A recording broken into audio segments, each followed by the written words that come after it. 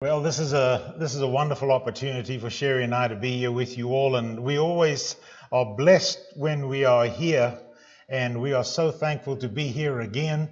I want to thank the elders for the wonderful opportunity afforded us, and also Michael kind of taking his slot. But this is exciting about being back here with you all. You all have helped in several ways, and the children that has been assisted by the ladies here, and the financial support given us through the years to purchase Bibles is just been tremendous, and in other ways as well. And so, I just want you to know that you're special in our hearts. The message we take is not just regional, it's global. And I am reminded of a passage in John chapter 8, verse 44. The crowds are all around Jesus, and this woman comes from behind him and grabs the hem of his garment. She has a problem. She's bleeding and it won't stop. The King James Version uses the word, says those two words, bloody issue. Issue has been expanded in our day and time because issue stands for a lot of things as people have come to me in ministry. One person told me, I'm burning candle at both ends. I don't know if I'm gonna survive. Or, me and my wife, we're just going through the motions. Don't know if our marriage is going to last much longer. Or, I have this unforgiveness in my heart, and it's destroying not only me but my family, and I've got to find an answer to it. And this woman is saying, just grab the hem of his garment. He's the answer. No matter what, he's the answer. And initially she didn't maybe comprehend everything about Jesus, but she knew he was the answer. And as we go through life and our relationship develops and becomes deeper with the Son of God, we realize more and more he is the answer. And so what I share with you today about what we're doing in Africa, I just want you to know that it's the Father, it's the Son, and it's the Holy Spirit that is our motivating force to do what we are doing. And so I am thankful that I can share with you these wonderful, let me just make sure. I don't think, let me see, I've gone a little too fast maybe. Okay. We have had 621 baptisms this year. And we are thankful in spite of, we all understand COVID is global. And 3 additional churches have been planted. We've resumed limited worship just like yourself. We space out, we wear masks, we do what we have to do. But it has been tremendous that we have had such success. Do you know that last year before COVID hit, we had 78 people go with us to Africa. That's in spite of we haven't found a shortcut. And number 2, it's still expensive to go. This year, if we didn't have COVID, we would have had over 80 to go with us. People are seeing our work and they are so touched by what's happening. And so maybe in the future, we'll even have some from Cawson Street to go with us. I had to show you, this is missing some of the slides. I just, can you take over there? There is a slide that's supposed to come up here that's blank.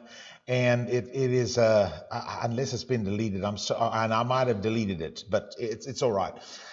This area right here in Zimbabwe, I just want you to know that it is going through the worst drought in 30 years. Between the drought and between COVID, it has been an unbelievable hard year in Zimbabwe. We have been able to raise over $30,000 just to keep 650 families alive, Christian families. And we are thankful for that. The rains have just started coming. They get their rains just in a certain time of the year, and then after that, it's done. So the rainy season is just beginning now. The reason I bring that up is that these were 9 people that came to be baptized. We had no water in the suburb. It's a city by the name of Bulawayo, has a population of 1.4 million, and currently they're getting water for 6 hours, 1 day a week. And so we had to truck in. We we trucked in from our Partners for Africa Center. We filled our tank. We poured the water in, and we were able to immerse them into Christ. And the water wasn't wasted. I want you to know, because of all the baptisms we had, we need to purchase Bibles. And that's my one request to you all this morning. If anybody wants to make a dent, it's $10 a Bible. But we have most of the young people, 40 years and under, in Southern Africa speak English. But in the rural areas where we've had a lot of campaigns too, they don't speak English fluently, and so they want their Zulu Bibles or their Tonga Bibles as it is in Zambia. And so that's what we're doing right now. I do want you to see some of the Bibles that they have here, some of the new converts. This is a young man that's wearing the blue uniform, and he is a wonderful servant of God in northern South Africa in an area called Venda, and he's been working with the youth there. And these are new people that have just obeyed the gospel. So I'm telling you all of that because I want you to know the end game is not our good works. It's not that people get water. It's not that people get fed. And that's part of the work of Jesus Christ.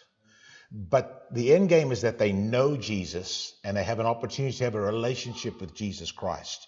And that's our end game. But there are tremendous needs. Jesus fed people.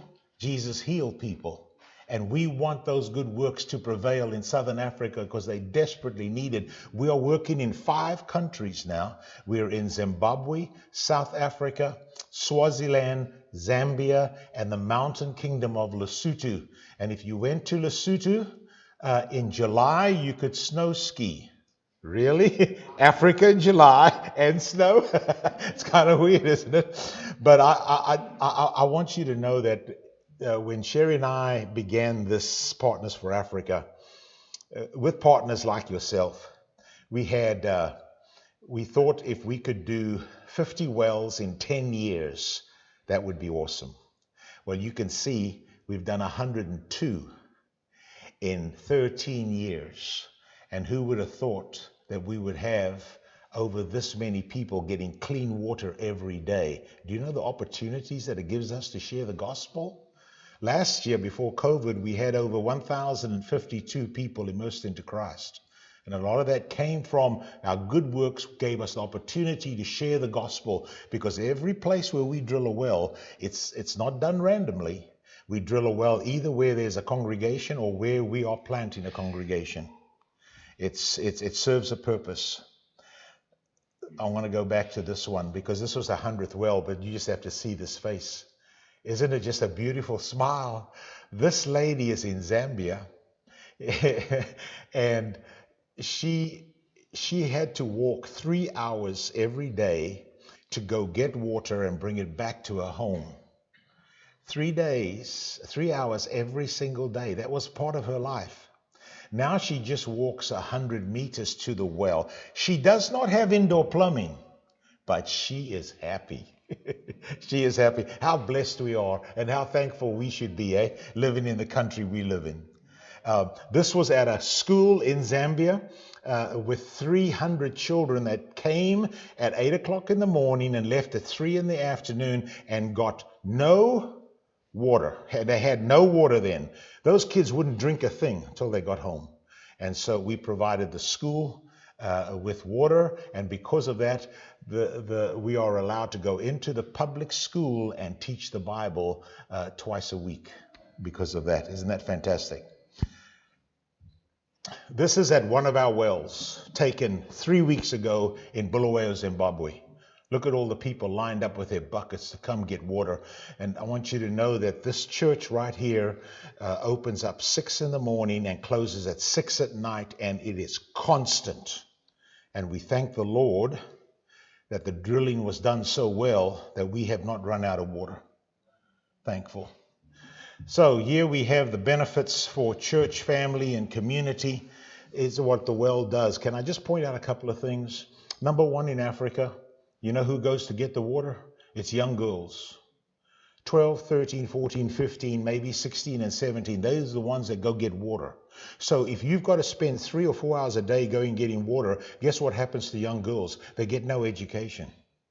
So every time we drill a well in the community, we are sending girls back to school. And what chance does a young girl have without an education? And so we are thankful for that. And then, of course, the opportunity it gives us to share about living water, as the woman at the well is the wonderful example. I do want you to know that when we were here 3 years ago, probably it was right at 3, we were on the verge. We had set plans to build a high school. We had also finished a clinic that had opened.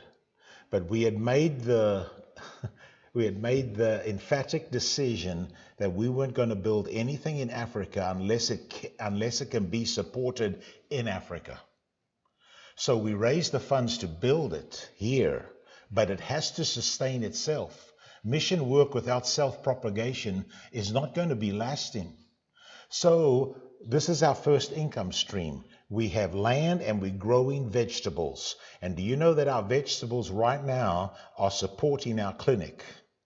It is wonderful. And you just thought you saw a cabbage. Oh man, I'm so sorry. That cabbage picture is not there. But the cabbages are about that big. And I'll tell you why. I'm not exaggerating. Is it on there? Oh, okay, I'm sorry. I can't see it on here, but it's on there. So that's a cabbage. Okay, you just thought you knew a cabbage. So when you drill a well where they've never farmed before, the nutrients are still there. So we've got this one income stream. Okay, here's our second income stream. We have planted seedlings. This has happened 6 weeks ago. We're going to grow fruit groves. So we planted 55 Valencia orange seedlings and 55 mango grafted seedlings. These are some of our brothers who are part of the staff at the school that are planting them. This is some more of it. Okay. This next one is our cattle. So when we were here last time, we had about 40 head of cattle. Now we have about 156 head of cattle, and the 2 bulls that we bought are doing their job. We want to get to 300, 400 head of cattle, and then we will have a sustained income annually of between $30,000 to $60,000. That will be funding the school. Okay, and so we are related about that. The ACT project is our Africa Container Transport, and our son is leading that affair. We have let me just back up just a minute there. So that's our project. Who would have thought that Walmart would have given us so many boxes by now? Look how many containers. Do you know what our goal was the first year? If we could ship 1 20-foot container a year to Africa, wouldn't that be wonderful? Well, I want you to know we're 13 years in it. You do the math. And we thought of 20-foot. We are doing 40-foots. We've already shipped 3 this year in spite of COVID. Well, we got 1 more that we're loading, but we've got 2 that have arrived already. I had a guy, I was in Columbus, Georgia a few weeks ago, and this guy said to me, he said, Dorian, I just retired from Walmart, 31 years.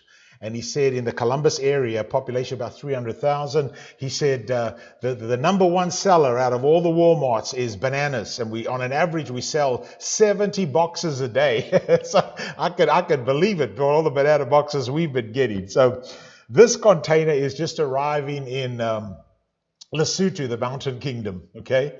And this arrived a few weeks ago. So 1,250 banana boxes on 1 container. And here is the church building after they unloaded it. Now, I do want you to know that within 13 days, within 10 days, they delivered to 13 churches boxes of clothes, textbooks, Bibles, Now, the reason I'm telling you that is because I want you to see the transport. Now, that's transport. And they just load up their little trucks, and do you know that they have some guys that walk and jog behind it? Because when they get up into the mountains, they said, Brother Flynn, we're not going to lose one box. and they didn't. So you had to see that. We have a church, a congregation in Sheffield, Alabama, that has ceased to exist, and we're sorry for that.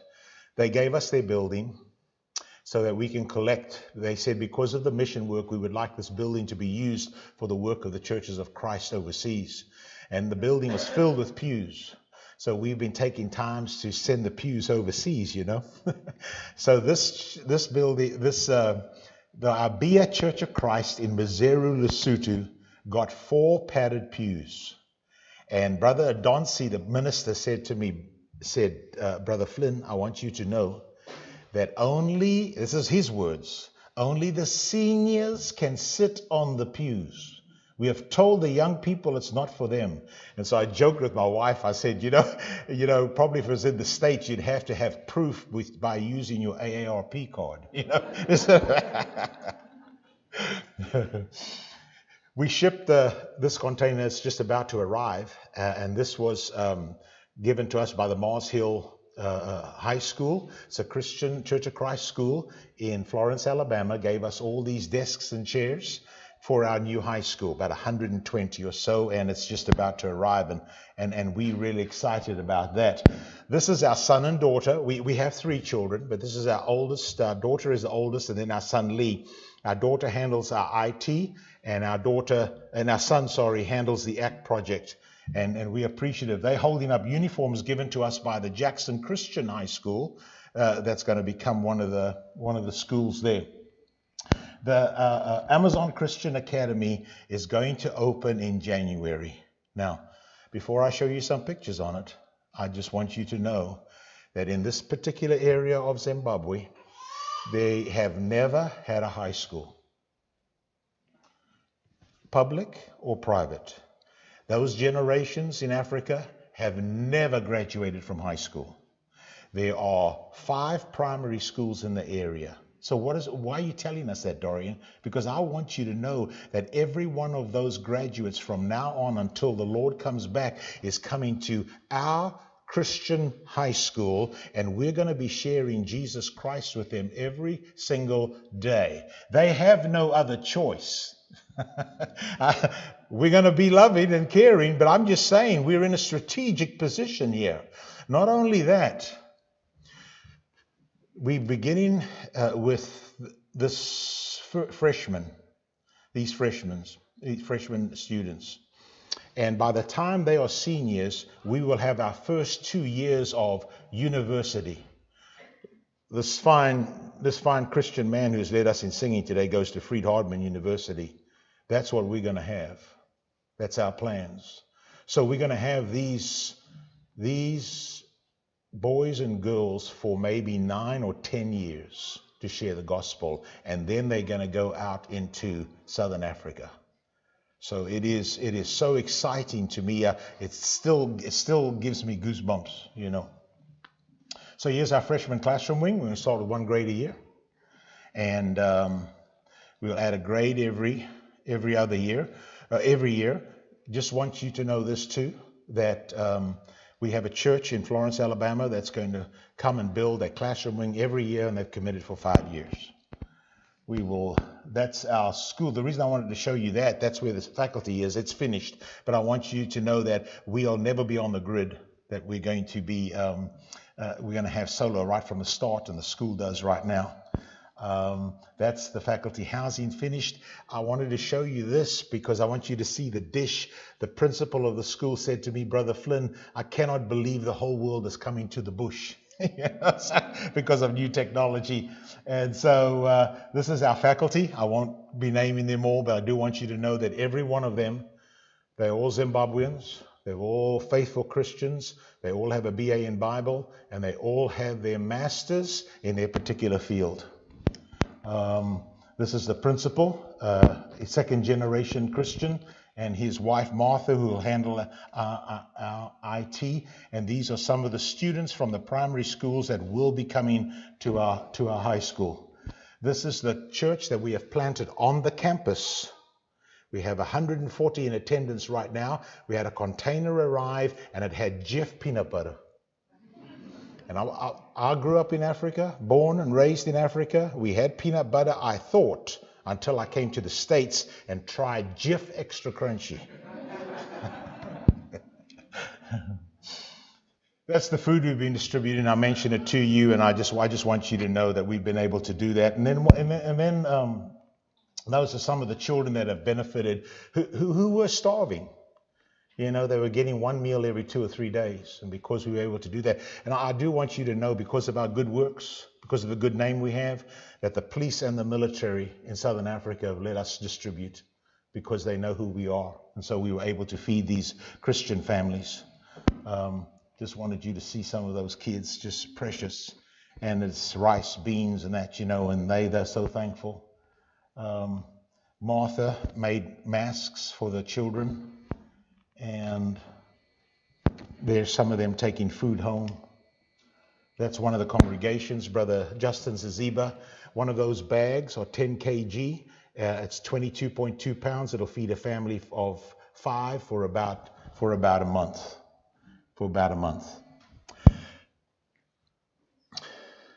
When I was 14, a guy came into my classroom. It was, I say my classroom, because that's the school I was going to, and he had moved from Zambia to Zimbabwe. And his name was Colin Van Dyke. He was quite a rebel.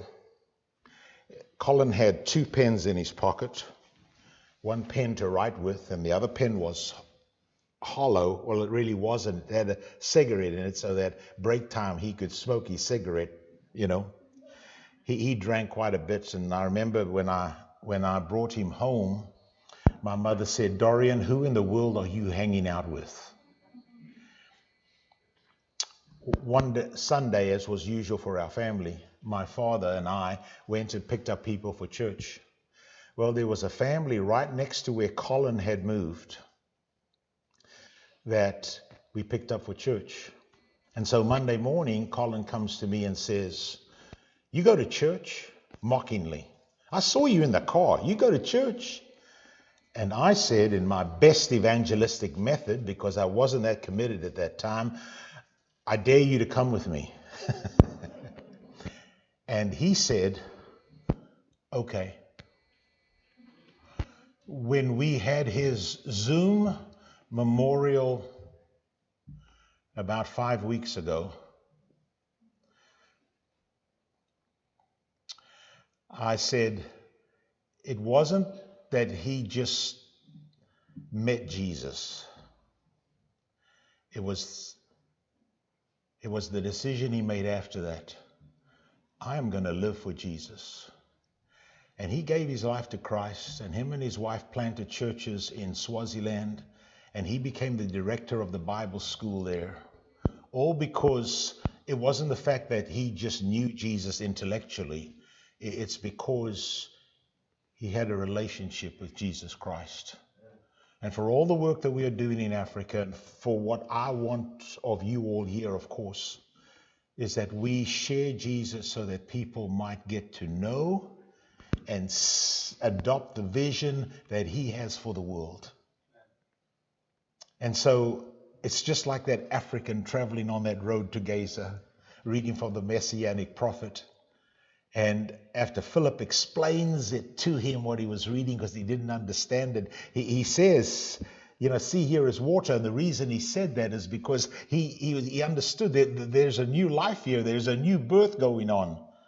And you know the story. He was immersed and he went on his way rejoicing. And that message is global and will always be as long as we are drawing breath on this earth. So thank you for the opportunity to speak this morning, but thank you for all that you do to glorify God in this community and globally.